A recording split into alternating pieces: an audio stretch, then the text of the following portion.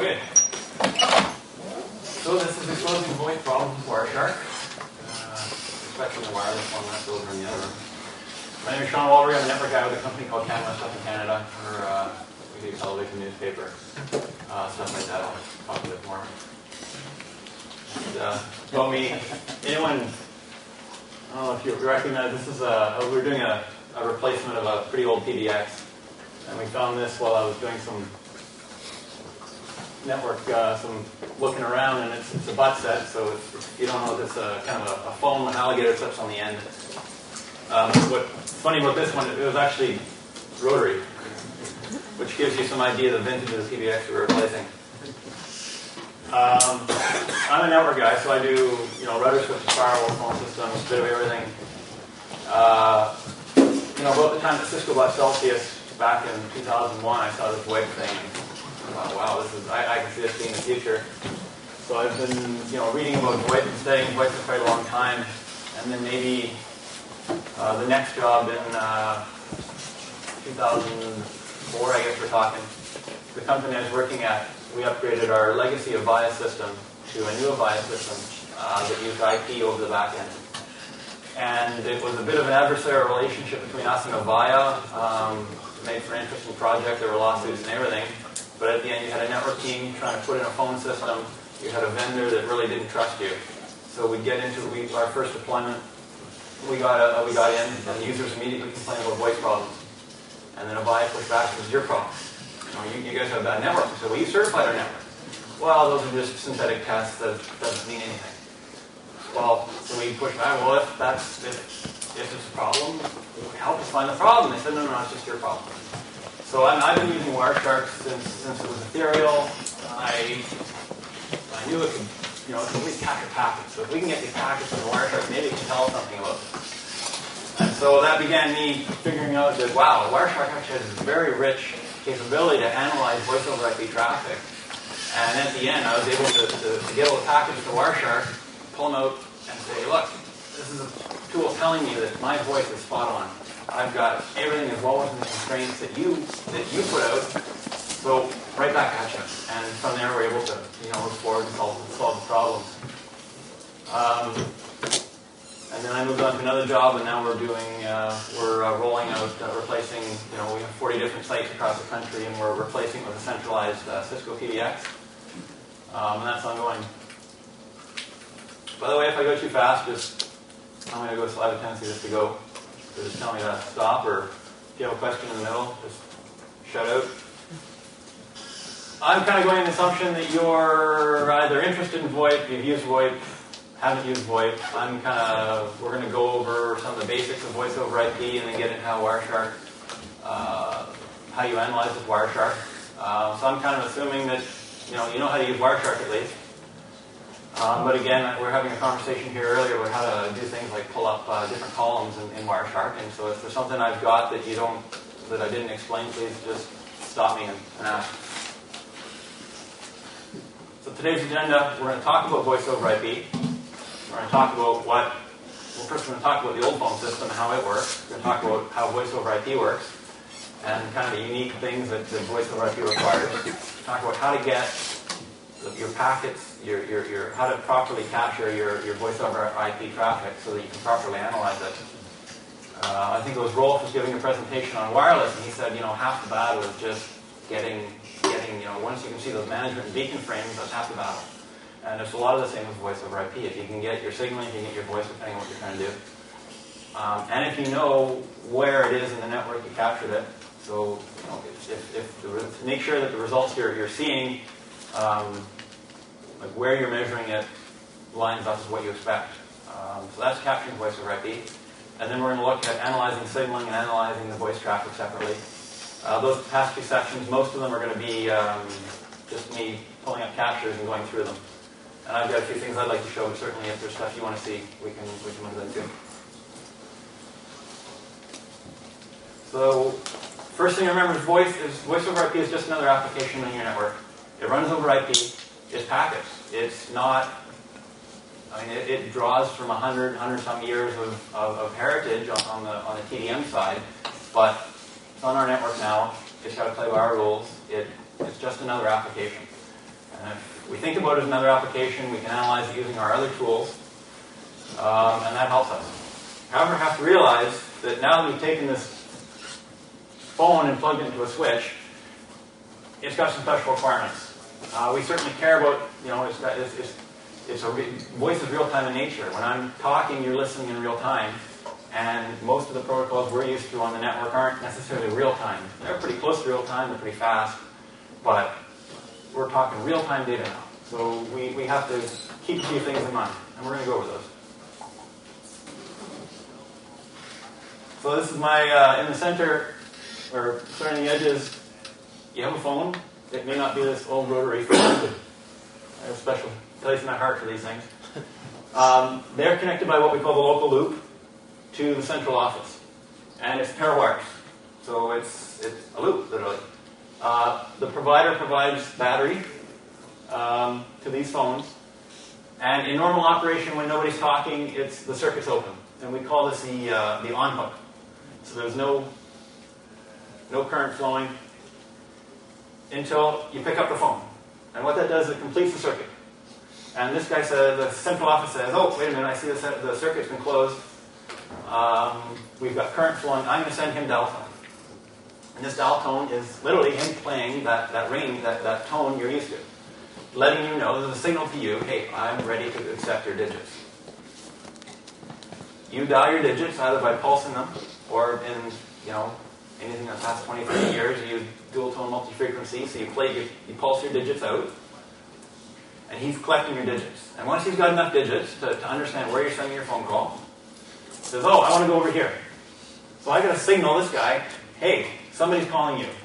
And in the old system, what he does, he plays out 90 volts, 20 hertz, sends the waveform down the line to this guy. And he says, well, that is my signal to ring the phone. So he rings the phone. And this is the same, like even if you've got a cordless phone or anything like that, technically it's all the same. So your phone might not actually take that 90 volts, 20 hertz and connect it directly to a ringer. It may take it and connect it to, it probably has a chip that plays a ringing sound. But fundamentally, on the wire, it's the same as it's been for the past 100 years. You pick up the phone, complete the circuit. Central office provides battery, and you've essentially got a loop now. You talk, waveform over to this guy's ear. You talk, waveform over to this guy's ear. And then when you hang up, circuit's closed. The central office takes care of it. Now in the VoIP world, these are intelligent devices. For the most part, they're a computer. You pick up the phone, you hear dial tone, not from anyone else, it's actually from this guy. He's playing a wave file, usually. So you dial some digits. Again, in most systems, this guy's collecting the digits. And he has this understanding of what the dial pattern is called, dial pattern, what it is. So you dial 1, 2, 3, 4, and he knows, oh, I know I've got a 4-digit internal extension. So I'm going to tell the PBX, hey, I'm calling 1, 2, 3, 4. PBX is going to do a lookup and say, oh, wait a minute, who's 1, 2, 3, 4? Oh, I know it's this guy over here. Hey, buddy, 1, 2, 3, 4, you're being called. This guy plays a ringing sound. Again, just another wave file. If you've ever had a voice over IP system, especially, I know the Cisco ones for sure, the crazy ringtones you can put on them, like, are you there? Are you there?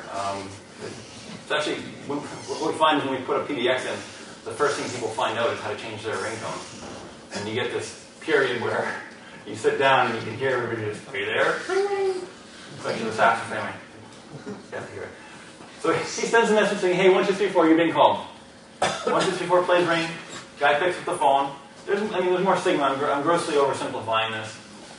But essentially, he picks up the phone, sends a message back to PBX, says, hey, I picked up the phone.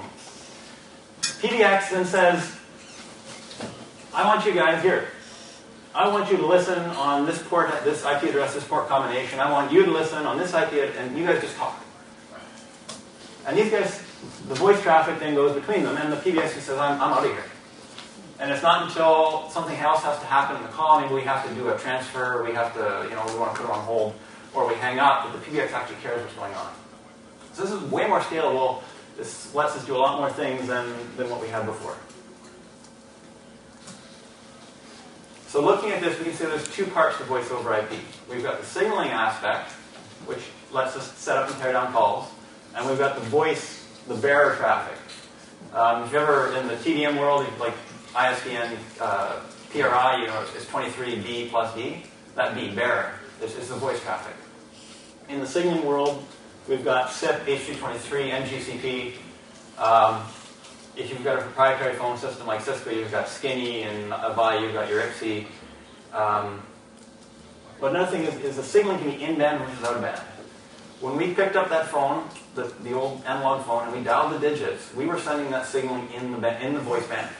So the same path that was carrying our voice was also carrying our signaling, telling us, hey, I want to dial 1, 2, 3, 4. In the IP world, there's a separate stream that was carrying that 1, 2, 3, 4, and we call that out-of-band. And in the voice side, it's mostly the real-time protocol, and it's just a question of the codec, and we're going to talk about all these. G711, which is pretty much the same as what we have on the traditional phone system. We can improve upon the voice quality with a wideband codec like G722, or we can compress it, depending on what your needs are. I think every presentation has to have a picture of a cat, so when we talk about voice over IP and the traffic, we're obviously concerned about what's in the packets. But when I said there's other considerations, those considerations generally are jitter, delay, and loss. Loss is very easy. I sent a packet, it did not arrive at the other end. That is loss. And we're going to talk about signaling and RTP care about it in different ways, but fundamentally loss is I sent a packet, it did not arrive at the other end, and that's it. Now we have delay. And this is famous saying by Andrew Tannenbaum, never underestimate the bandwidth of a station wagon load with back tapes. And so the corollary there is the delay is a different matter, of course. But it's very important to understand delay, as in I sent a packet and it took a certain amount of time to get to the other end. So like these station wagons, I might be able to float hundreds and hundreds of terabytes in the station wagon, but the delay, the time it takes for me to get from Winnipeg to Toronto or wherever I'm going, is another issue. So very closely coupled to delay is jitter. And I'm going to beat this jitter one to death because it's very important to understand the difference between delay and jitter. Jitter is the variance in delay. If I have 100 packets and each one of them arrives 100 milliseconds later, each one of them takes 100 milliseconds to get from A to B, I don't have any jitter. But if they all take a different amount of time, that is jitter. Now this is a program called SmokePing, and what it does is every 5 minutes it floats 20 packets on the wire, and it plots how long each one took to get there. And so we have our averages green line. I'm not sure if it shows up well, but there's some smoke up here. So you can see that I have an average, which is my delay. My average delay between my two destinations is this. But not every packet took the same amount of time to get there, and that's called jitter. So the jitter is actually, if you think about it, this is an offset. If you think of delay as an offset, the jitter is the stuff above the offset. And the actual mechanics of calculating jitter aren't that important, because Wireshark will calculate that for you. But it's important to know that the jitter does not include the delay. Put another way, if we take the word hello, and we crack it into 5 different packets, and I send it packet 2, 3, 4, 5 at a certain steady pace, it's going to take a certain amount of time for me to get from point A to point B.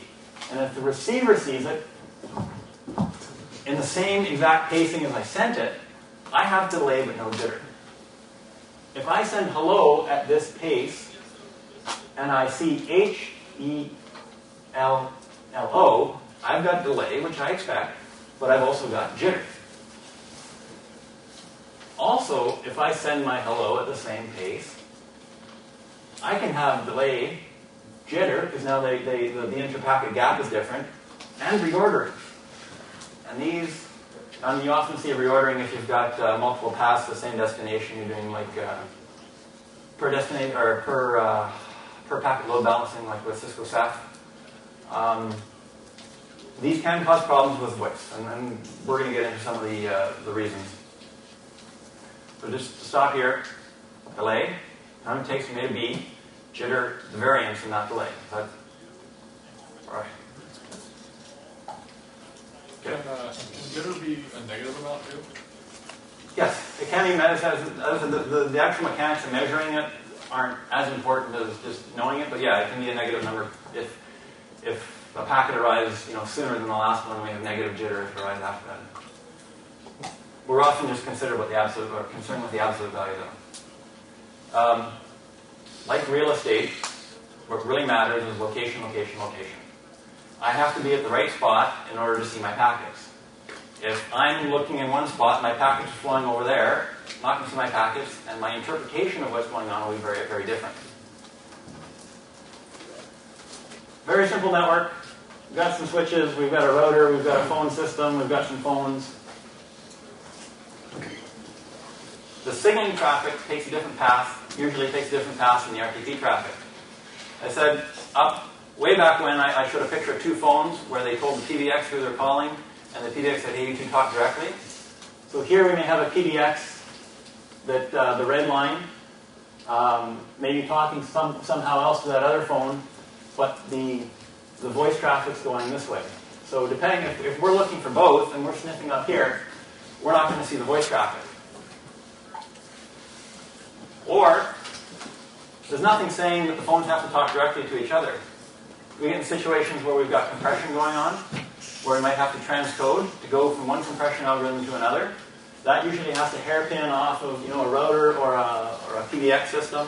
We may switch to a conference, in which case we're going to have a bunch of people talking to one device. So you never, until you actually look at the signaling and look at the paths, you don't actually know which way the voice is going to go.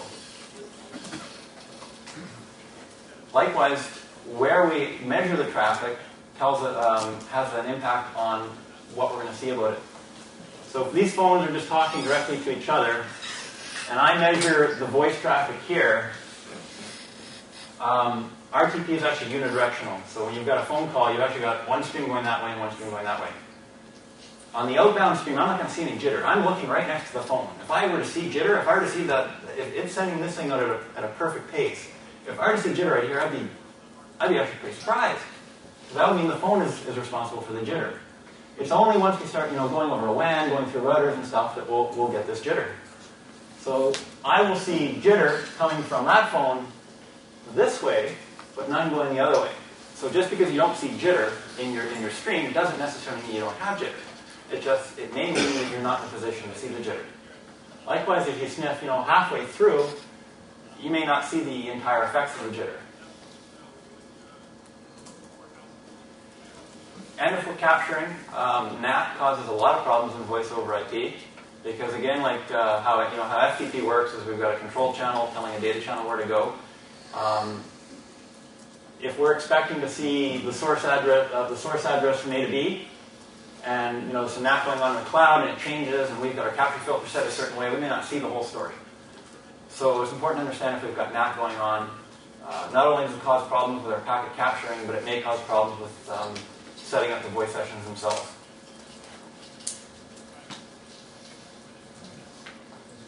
So I guess once you've figured out where to put your probe, within Wireshark, depending on what you're going for, you may want to set your capture filters. In this case, I was doing some SIP debugging. So SIP I know generally runs over UDP. In this case it was.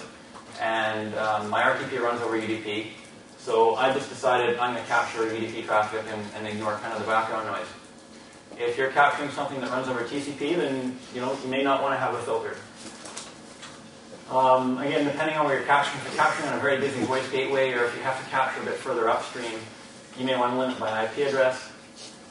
Depending on the performance of your machine, this update list of packets in real time can cause your machine to drop packets. Usually I leave it turned on unless I find a reason to turn it off, and in this case I decided to turn it off. Hide capturing for dialogue, I just don't like that thing there, so I get rid of it. And the enable network name resolution, I always leave that off. You ready? Hey, pose. What a happy instructor. Oh my gosh. If you're drinking or something. Thank you.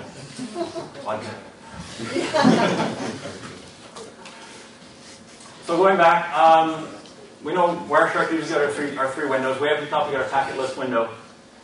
Wireshark is very helpful, if it can be, in, SIP is just UDP, port 5060.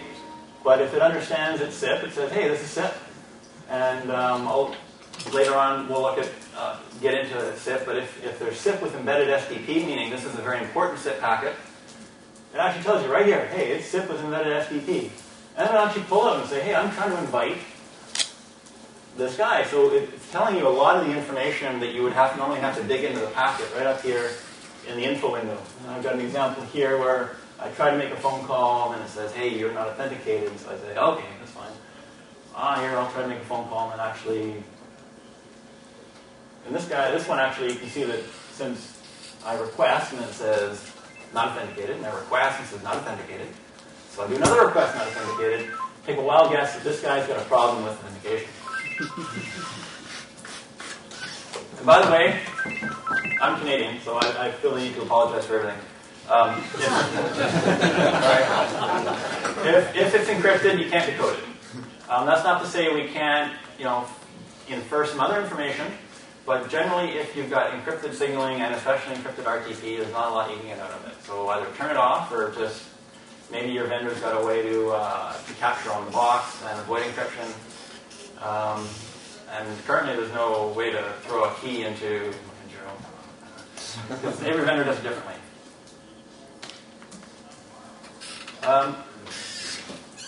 Another thing we look at, getting kind of away from the VoIP and down to the lower layers, is quality of service.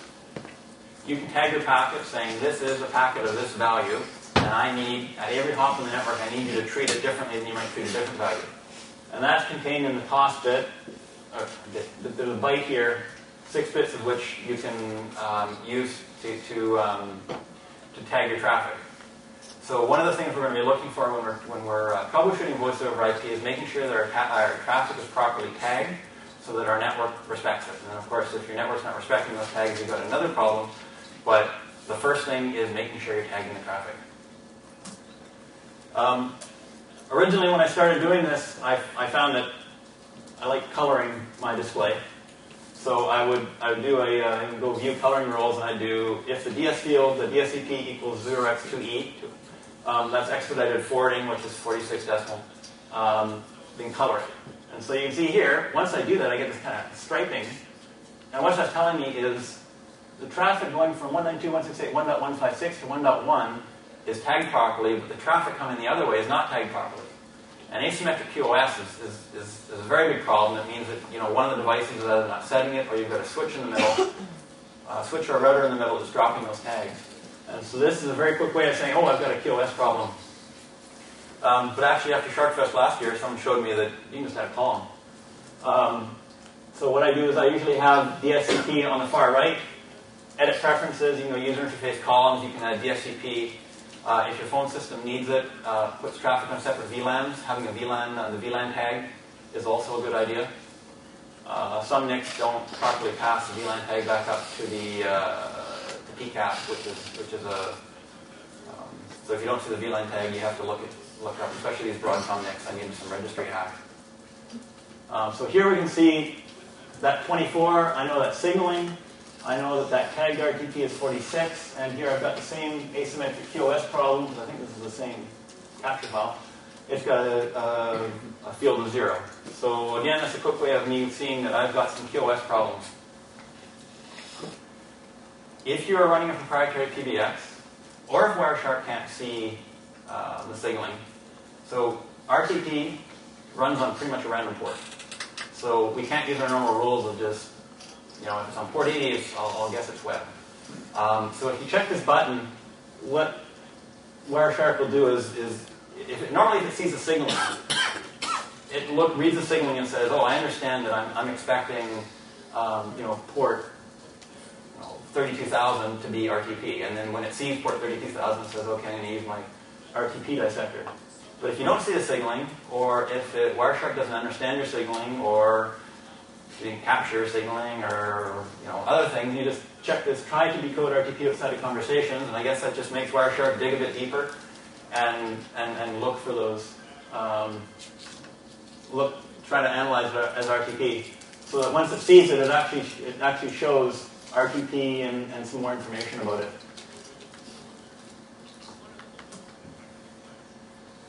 I'll do a lot of digging in packet details later, but the packet details, especially in SIP, tells you all your headers. It lets you dig in. I can see that this is an invite from an asterisk PBX. I can dig into the password authentication, the to's and the froms if I need more information. That's all about capturing. And now look at the signaling. Signaling, as we've kind of seen already, is it indicates to one end that the call's coming. It says, hey, I'm dialing. I want you to ring your phone. I want you to play this message on your phone. I want you to set your your message waiting indicator. I want you to light indicating you've got a voicemail. When it comes to setting up voice, it says, I want to make sure what do you support? What do you support? Well, I want to make sure you're talking the same way. So it establishes a codec. It establishes what port are you going to use? Are you going to use port 32,000 or are you going to use port 33,000 or whatever? And then get out of the way. And only get back in the way once it's time to tear down the connection or maybe to move the stream from one place to another. If you're doing a conference thing, you're putting somebody on hold. But signaling does not interfere with voice. Back to our special metrics. Jitter, with respect to signaling, doesn't really matter. Delay within reason, if you got a 5-second delay, then, since delay is saying, ring the phone, Fred picked up the phone and, or play ringback. Delay is just going to manifest itself as things are slower. So if I called somebody and it took them an extra 5 seconds to pick up, well, most people probably wouldn't notice that. But delay may be a problem depending on your PBX. If you're doing some clustering, maybe clustering over the WAN. Some PBXs are really sensitive to latency. They're doing like a database replication. Loss isn't that great, depending on what your signaling protocol is. Because TCP, it retransmits. The PBX doesn't even care. It puts a packet into the stack, and then if TCP has to retransmit that packet, then it retransmits that packet. UDP, there's no acknowledgement that the packet was lost, so a timeout may have to happen, and the PBX or the phone will have to retry. Get to demos.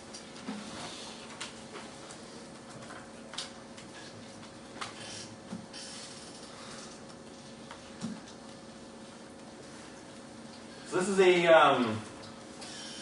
is a SIP call, and under statistics, just as a high level, we can get some information about our call.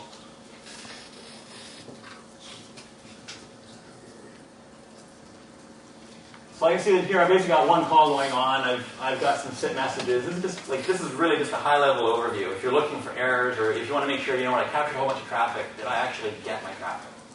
So I can see, I got some errors. I see that he was unauthorized. I got a not found. At this point, the actual packets aren't that important. It's just telling us that we've got some SIP traffic and gives me an idea of how much I've got going on. But once we get into statistics, VoIP calls, this is going to go through, it's going to analyze all the signaling traffic. It's going to tell me, I have got a call that started at 15 seconds in the capture and at 53 seconds in. Here's a guy, and it's from SIP. It's from this address to that address.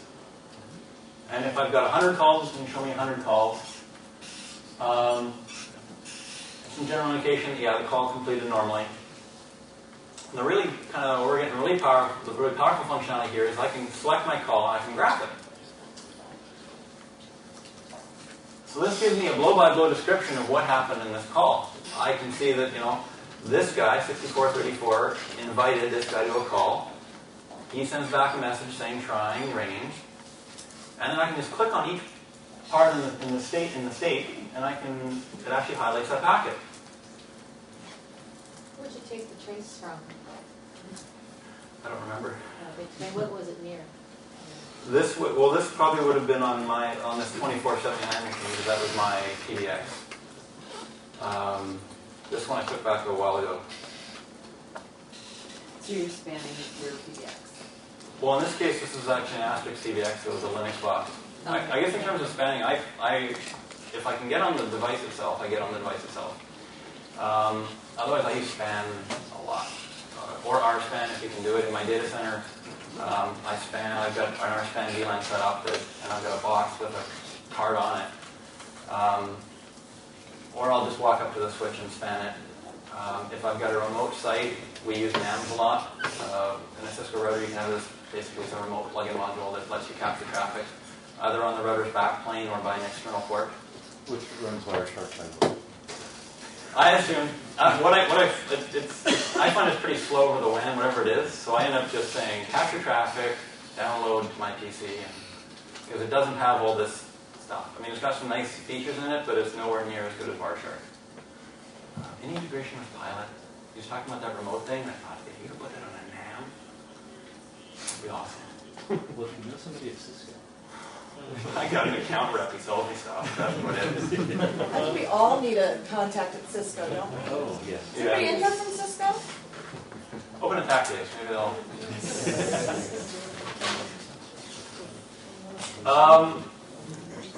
So this I can see again is a SIP with an embedded SDP. I can just scroll the way down. I can get some information. So for instance, in the SDP, the session description protocol, this is what actually sets up these endpoints. So initially when this guy makes a call, he's also saying, I want to invite this guy to a call. By the way, this is where I'm listening for voice. And he does this within the packet. He says, here, connection information, I want you to use this address. And note that that address may not be the same address as the guy, like I may be coming from 181.47 for my signaling, but I may be telling him actually complete the call on another IP address entirely. I think in this case it's the same, just because of this guy. So in SIP, the C record tells the IP address, and it's this media description M that says a port. So I can expect when I see the RTP traffic flying by, that from me to him, it's going to be to that address, 64.34.181.47, to port 17.256. Along with that, he's saying, I support these codecs. I support straight PCM ULA. I support G729. We can use GSM if you want. This has to do with the in-band versus out-of-band signaling of the DTMF.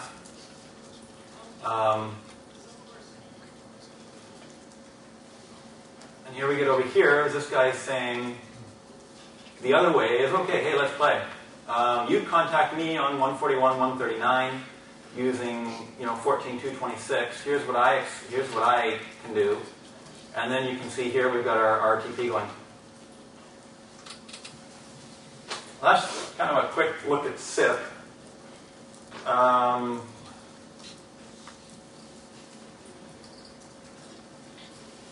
an H323 one just to show some what it looks like when you got a bunch of.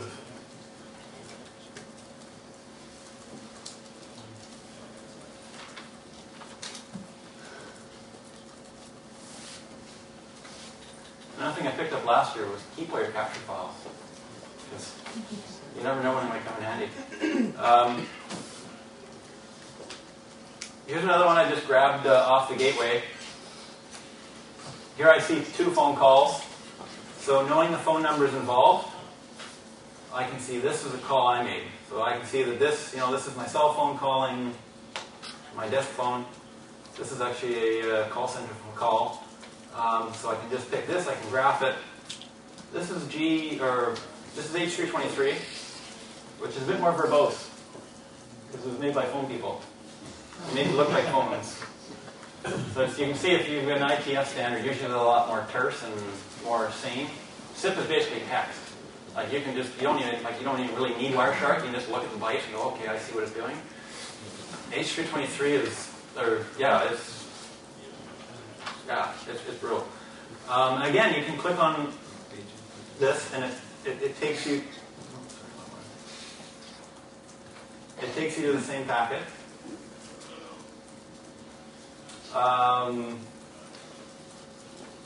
And here you can see this is where the RTP happens. So it's just even showing you that I can see what happened here is this 80.25 happens to be the voice gateway. The middle one, 80.17, happens to be the call processing server. So I can see the gateway's talking to the call processing server saying, hey, I got a phone call, this guy came in. This guy is saying he's doing something, and then he actually redirects a call to 80.19, which happens to be my voicemail server. What I don't see is how did 19 know he's expecting a call? The reason there's signaling going on in the background, I didn't see it because I wasn't capturing in the right spot. In this case, all I really cared about was the conversation between the gateway. I wanted the RTP. I really cared about what was happening from the gateway. I didn't care so much what was happening in the voice server. But again, if you're looking to try to figure out why my calls to voicemail are failing, and you're not capturing any traffic to your voicemail server, you're not going to figure out this information.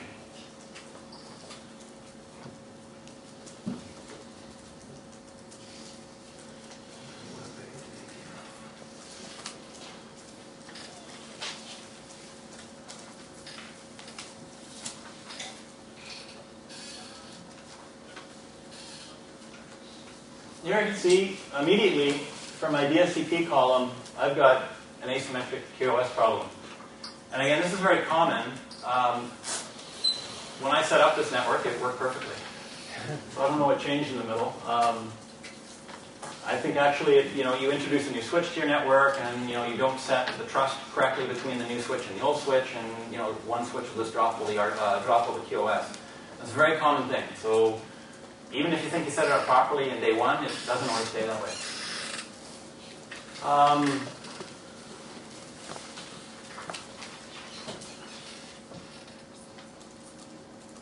If I want to get rid of, so this is on a voice gateway, so it's seeing a lot of extra stuff. I can just take out RTP with just bang RTP, and it's going to do a display filter, get rid of everything. So I can see a bit lower that, yeah, I've got my H323 in this filter, so I've got my call signaling. And you're playing around with a lot of these things, and you have capture filters on. When you have display filters on and you try to jump to packets, it doesn't take you there because it's not displayed. So if it's not working, if your interface isn't working the way you think it is, check to make sure you don't have a display filter on. So I can just clear that. Go back to my analyze, which is statistics, voice calls. I've only got even though I've got RTP for a lot of calls, I've only got the signaling for one of them, which means that while I was capturing, only one call came in. There were several in progress. And again, it's from my cell phone, my landline. I'm going to graph it. Kind of interesting thing here. This is me talking to my voicemail system, logging in. I can see RTP, but what I also see is these user inputs. And what that means is I actually pressed a digit. So that's saying I've got out-of-band signaling going on here. So even though my RTP stream was between my voice gateway and the media server, it was actually sending the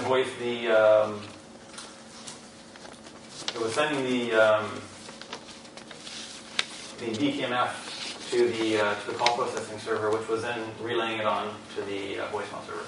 And again, I don't see that because I wasn't capturing right on the voicemail server. And again, if I want to see what digit was pressed, well, I click on that packet. It takes me to there. And since this is H323, there's a lot of scrolling happening. It's the digit star. You see that way down at the bottom?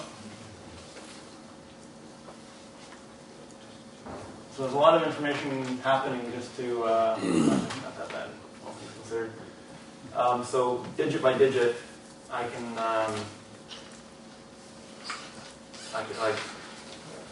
see which digits are being pressed.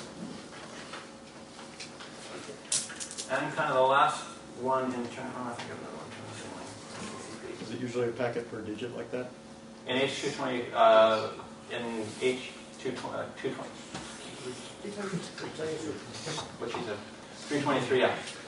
And generally, actually, once the call's set up and you've got digits going on, generally it will be one digit because it might be an IVR where you're expecting one digit. There's no dial pattern at that point.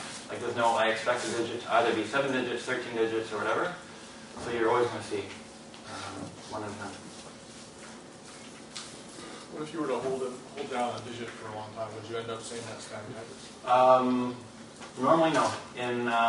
So what happens when you've got this DTMF relay call going on?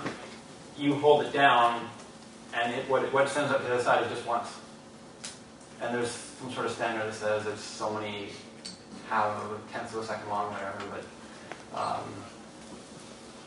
I got another slide about that a bit later when we talk about the RTP itself. We're a Cisco shop, so our phones run the Cisco proprietary Skinny. And again, Wireshark does a great job at saying, I understand Skinny. Didn't used to say SCCP. Anyway, I believe the capture filters though are.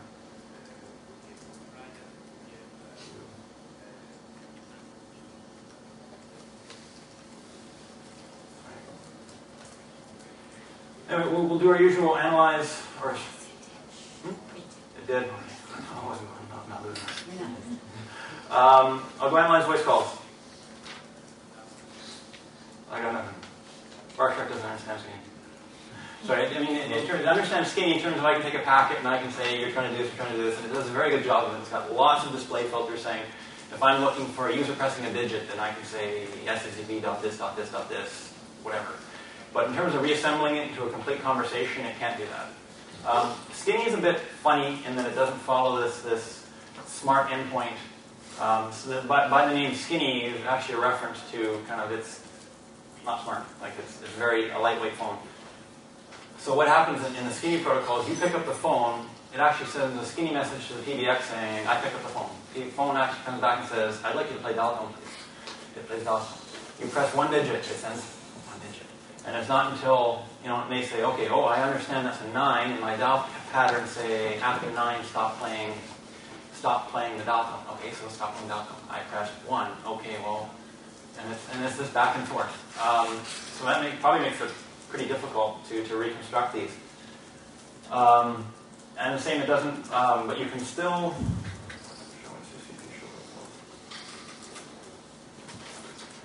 which makes it difficult to actually figure out where the immediate endpoints are, unless you know the types of packets to look for. Or another thing is if you start at the RTP and work backwards, that's usually a quicker way to find those.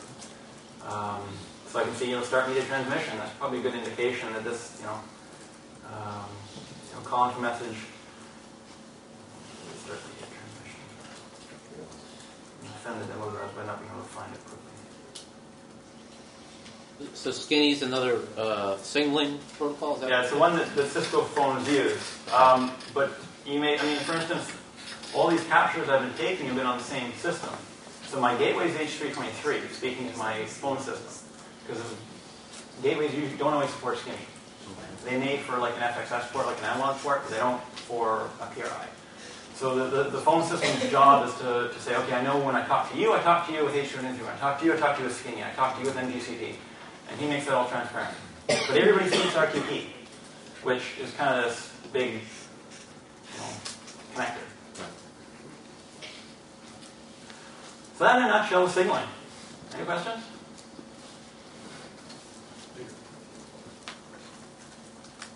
Now RTP, when you pick up a phone, it's an analog waveform. And we're trying to put this in packets now. So this makes it a bit more touchy. So it's there to simulate this real-time voice that was normally carried over a wire. Voice receive has a bandwidth of 4 kilohertz. So from 0 to 4 kilohertz roughly is when I'm talking, those are the frequencies we can expect to see.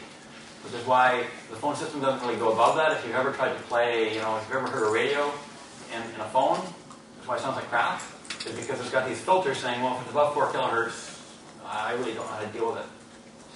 And there's something called the Nyquist theorem that says if I want to reconstruct a signal, I have to sample it twice the highest frequency. Which means I have to kind of, every 8,000 times a second, I have to say, hey, what's the value of this waveform at this time? In order for me to reconstruct that signal on the other end. And if I decide arbitrarily that if I'm going to take one sample as 8 bits, so every sample is going to be 8 bits of information saying that, that's 54, that's 55.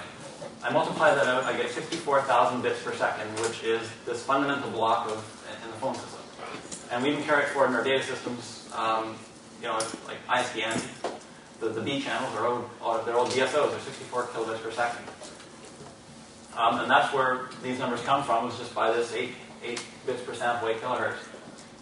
Most codecs follow this. If you get into wideband codecs, which lets you do, let's say, CD quality, it's actually sampling at a higher rate because it's doing a higher bandwidth.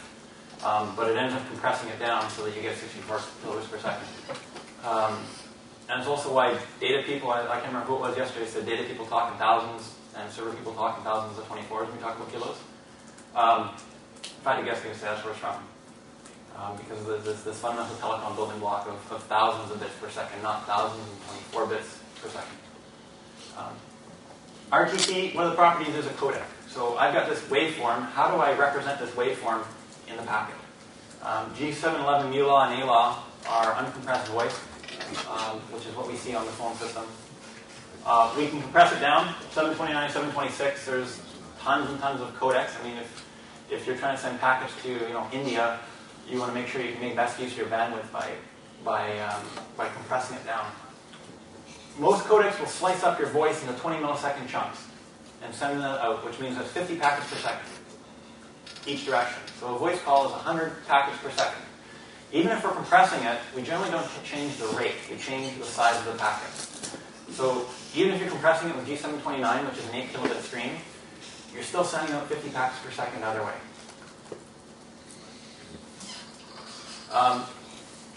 Somebody earlier mentioned DTMF. So if you're dialing digits, if you try to compress that waveform, that DTMF is bad. Because what happens if I try to compress it, what comes out on the other end is not what went in. So if you see complaints about, I'm trying to dial my voicemail and it's not listening, often that's because someone tried to put the DTMF in band instead of out of band. And one way you can check about that is if you hold down the button, it eventually figures it out. So if people are normally just star 1, 2, 3, 4, that will pretty much guarantee to get thrown out under compression. But if you hold down star maybe for 1 or 2 seconds each digit, it ends up going through by some way. And there's a whole bunch of different standards ways to carry the digits out of band. And again, depending on if you're using HC23, 323 versus SIP, Skinner's got his own way. So look for them in traces like I showed you earlier there. Back to latency, jitter, and packet loss. Since this is real-time in nature, we care about this a lot more. What we look for is less than 150 milliseconds one way. So this isn't, it's not ping. Like if you use a ping command, that's round trip. We're looking at 150 milliseconds one way, less than 20 milliseconds of jitter, and less than 0.1% packet loss. And these aren't hard and fast. They're most people will not complain if it's within this. If you've ever dealt with call center people who spend all day on the phone, they will complain at far less than this. Is that jitter, is that an average number and over what time frame?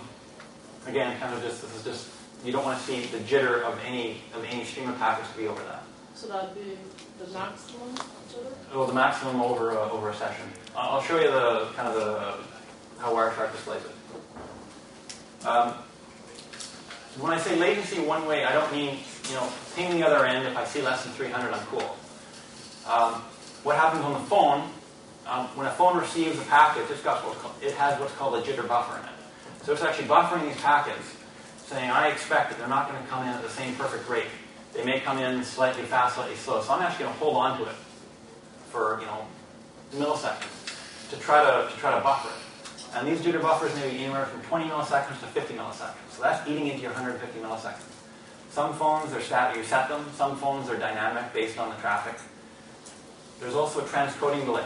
So if I'm compressing my voice from me talking, which is essentially PCME-law, down to G729, there's an overhead while the CPU on the phone compresses it. And this may be between 50 and 30 milliseconds. When we hit a router and we go from a high speed to a low speed, we've got serialization and queuing delay. So if I've got a whole bunch of packets waiting to go out onto a slower link, these packets may have to queue. So while it's waiting, that's eating into my latency. Also, the serialization delay. How long until I clock that packet out on the wire? If you look at what it takes to, a 1500 byte packet over, say, a 56K line, it ends up being 100-some milliseconds.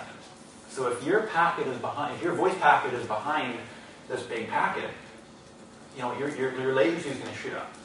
And this is also the biggest contributor to jitter, because your buffers are not always going to be full. You don't always have the same packets going over the wire. So this will change your latency from packet to packet, which introduces jitter. And then again, on the other direction, we've got transcoding delay as it's transcoded back and it's uncompressed back to regular 64 kilobit per second voice. And what you know, you've got latency doesn't actually affect the voice quality. If I already record on an MP3 file me talking and then send it to you on a key fob over mail, the delay will be very high, but the quality will be perfect. So what you end up, somebody says, "Hi, how are you?" and they're expecting that someone's going to say, "Hey, I'm fine." But if it takes a little while for that message to get to the other side, "Are you there?" But by that time, he finally has heard the message playing out. He's saying, "Fine, and as soon as he says that, he starts receiving your message, and you start talking on top of each other. And there's a big problem, when you have a call center in India or something like that. You've got all this latency as the packet goes from wherever your voice gateway is overseas, and that is a symptom of latency. And of course, there's not a lot we can do with latency because we're largely constrained. A lot of it's the speed of light. I also forgot to mention, of course, you've got path delay, and I got to get from point A to point B. That takes a certain amount of time, and I think someone mentioned it was about a millisecond per 100 miles. So we can tweak jitter buffers, but again, if we've got a big, generally, if we've got more routers in the middle, we might have queuing, which is where we actually need jitter buffers. So tuning, worrying about latency, and especially in a call center environment, very important. Again, I mentioned what we're doing when we're taking voice into RTP is we're slicing it up in these 20 millisecond chunks. And if that voice packet doesn't get there, what do I do? So the phone has to do something. It has to play it out somehow. It might average, it might guess, it might just leave it out. But what you end up ending with is these pops or just gaps in your voice. So packet loss is essentially just you hear stuttering or pops in your voice. And closely tied with packet loss is jitter. Because jitter, if a packet arrives too late, if I've already played a certain part in the stream and then the packet that I missed arrives, it may as well be lost. I can't reorder it. And jitter buffers, they can reorder. Like if the late packet arrives while the packet in front of it is in the jitter buffer, it can actually reorder it. Actually, the packet behind it. So the jitter buffer can, depending on your phone, can reorder packets. But essentially, the problem with jitter is that if the phone has to play at a constant rate, but if the packet arrives too late, then it just has to throw it out. And so high jitter means, again, we've got more popping and lost packets. Pretty much the rest of this is some demos about analyzing the voice. Who produced that down? This is another smoke thing. It's made by the same guy that wrote MRTG and RD tool. I think it's like smoking.org. It's a fantastic tool. Between that and IP SLAs, they're great to use.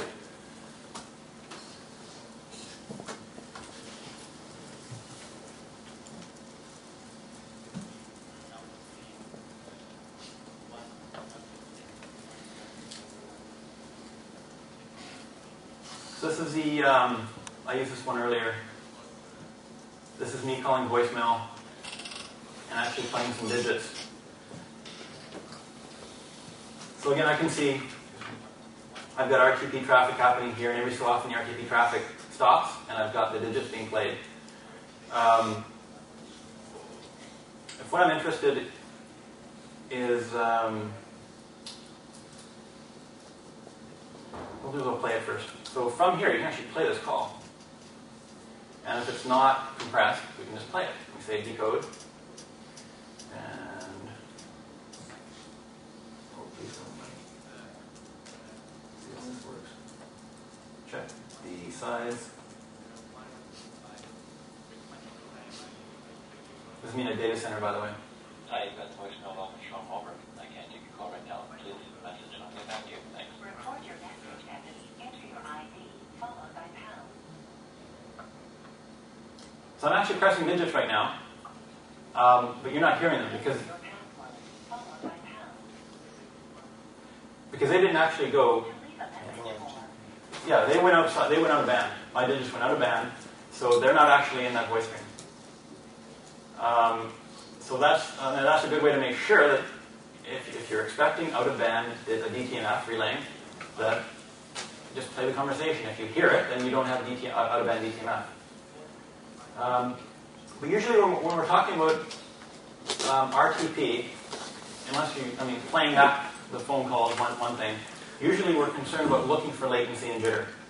And from here what we can do is we can go statistics, RTP, show all streams, which again will kind of show all the RTP streams in the capture. So what we're seeing is the source, basically your 4 tuple here. This SSRC is part of, we're not concerned with that right now, it's part of the RTP stream. I can see it's G711. Because each RTP packet has a sequence number in it, I know when I lose a packet, I know when I've got reordering, I know all this stuff. So I can see that I haven't actually lost anything, and that I've got a max latency of 20 milliseconds, which is fine. I can see I've got some jitter here. I think that's a measurement artifact because I started the capture. But actually, it does mention that I've got a problem here, and this happens to be the call that I made. So earlier I mentioned that RTP is 2 streams in either direction. So when I analyze it, I have to pick both streams. So I can highlight the one I want, and I can either shift-click to pick the other one, or just say find reverse. So I can see the forward path is this, destination path is this, and I can analyze it. So this RTP stream analysis is your way to say, in this particular stream, if you happen to capture it and users complaining about, if you have users complaining about sound quality, you can look for latency, you can look for jitter, you can look for loss. I can see here, my packets are fairly perfect. I expect them 20 milliseconds apart. They're pretty much perfectly gone that way. I expect this because I'm on a LAN.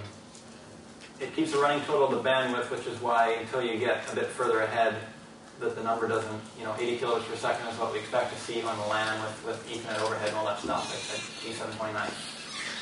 So yeah, even if you're planning, G711, you plan on 64 kilobits per second, but with Ethernet overhead and IP overhead, that it brings it up to 80 kilobits per second. So if you're building QoS policies, you don't multiply by 64, multiply by 80.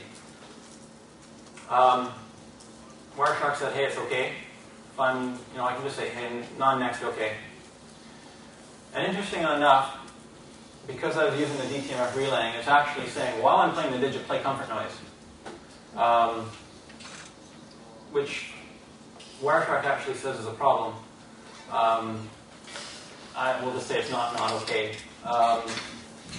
So if you actually see gaps. So here I can see there's 255 millisecond gap between that packet and former packet. And normally if I saw that in a stream, I'd say, whoa, that is a problem. But the reason is because what happened is if one side said, instead of us sending 50 packets per second, just play some comfort noise, because I know I'm doing something else like playing a DTMF digit. And if you click it, it'll actually take you.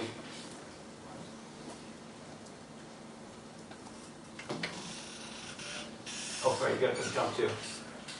It'll take you to that packet. And I can say, oh yeah, it's RGP. I'm using this really old way to send comfort noise. Am I doing on time?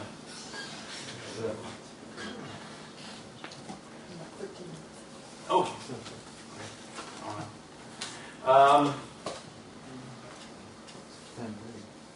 It's till 10:30? Yeah, an hour. Oh, half an hour. Yeah, plenty. Thank you.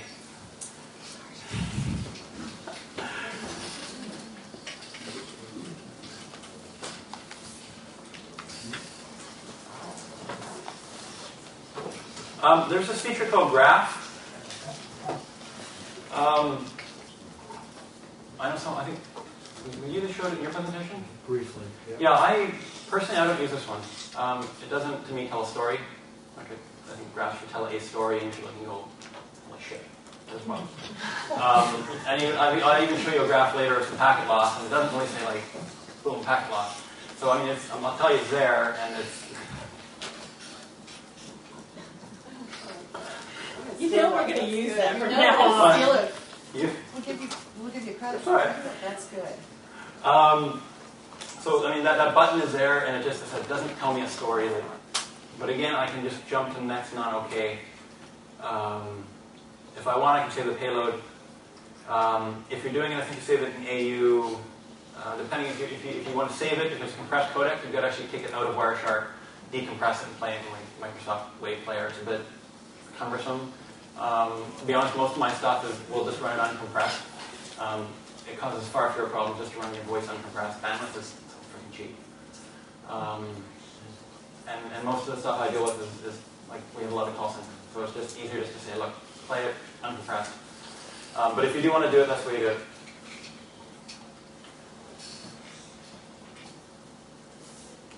I'll show you another one that actually. The title will probably, my misspelling will probably tell you that. So we had a problem where this is a site that came on, and they started complaining about voice quality. So this is actually taken from their NAM. I fired up to capture.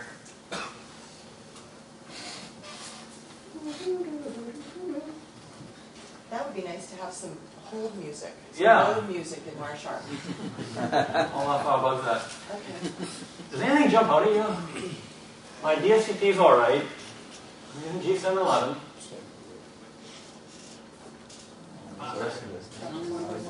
I want to see in one way. So that actually, maybe there's something. Maybe I'm missing something. I will look at the conversation.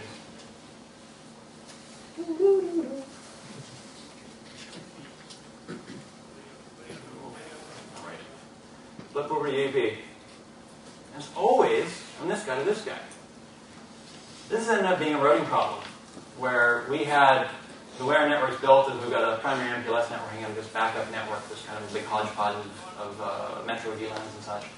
And what happens, some really funky routing happens, so the path from one way to this way went through the MPLS link, which had proper QoS, had proper this, proper that.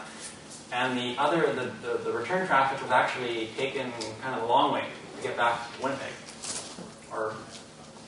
Winnipeg, to the call center server. And so whenever the announcement was played, it was taken the long way, and we had all the jitter and latency, and we had a bit of extra latency in it. It just didn't sound like crap.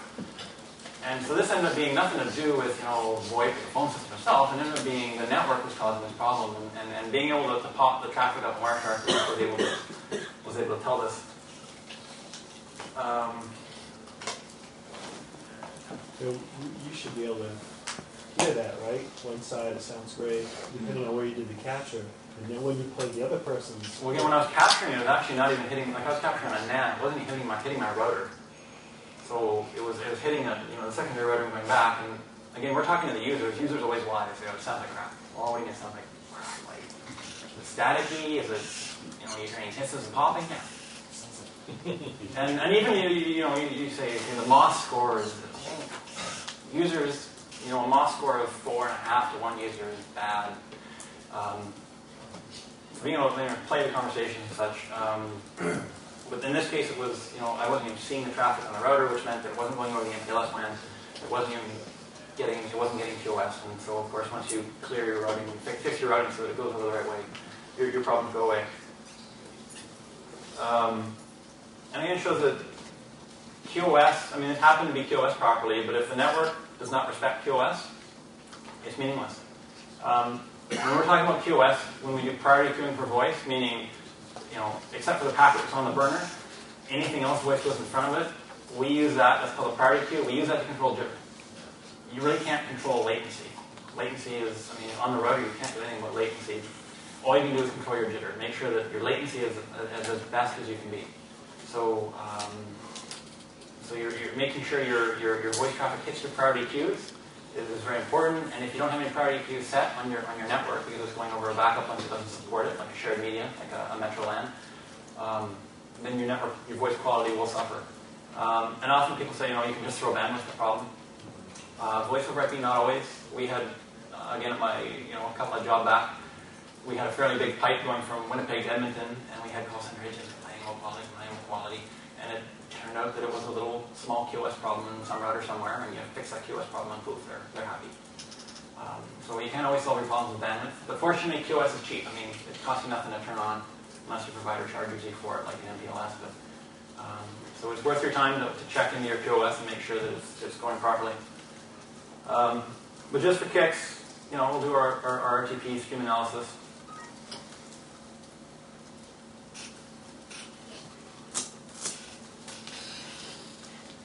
And again, everything's cool because I'm sniffing locally. I'm not seeing the traffic coming from Winnipeg. This happened to be Windsor. So going from Winnipeg to Windsor, I'm not seeing it, that would have been the traffic that had the problem. So the return traffic, there was no problems with it, because, and I was sniffing locally, so I would not see any jitter even if there were jitter. And the last one I want to show you with is, this is a capture file I took where I set my box up to drop like 10% of the packets. So I will do the old RTP show all streams, and I can see, poof, 9.1% packet loss. Actually, my jitters and delay are all right, but I got packet loss. So I can, find reverse, analyze.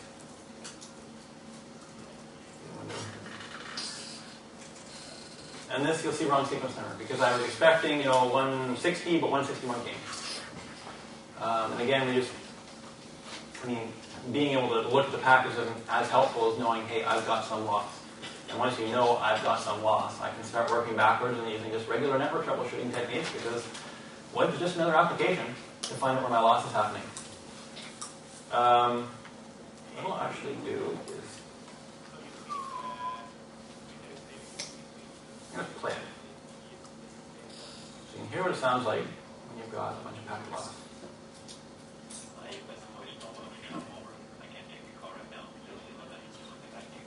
Please leave your message after the tone.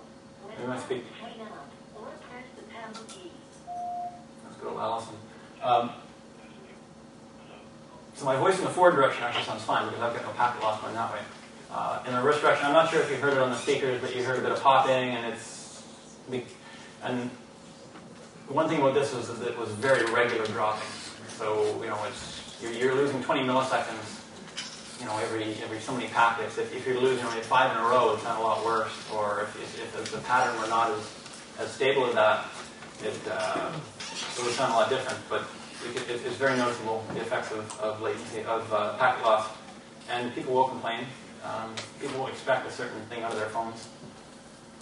And unless you deliver it, they will complain. IT would be so much easier if we didn't have users. Say that about education too. Yeah. Anyway, so that's all I had. I want to thank you for coming out. It's early in the morning. My email address, I enjoy talking to people. I know that if you have any feedback about this, I'd appreciate hearing it because it's not an individual feedback sheet this year. If you use that Twitter tag, I'm Sean Walberg. I'm told this presentation will be available on casetech.com and also videotaped on lovemytool.com. That's it. Questions? I will leave.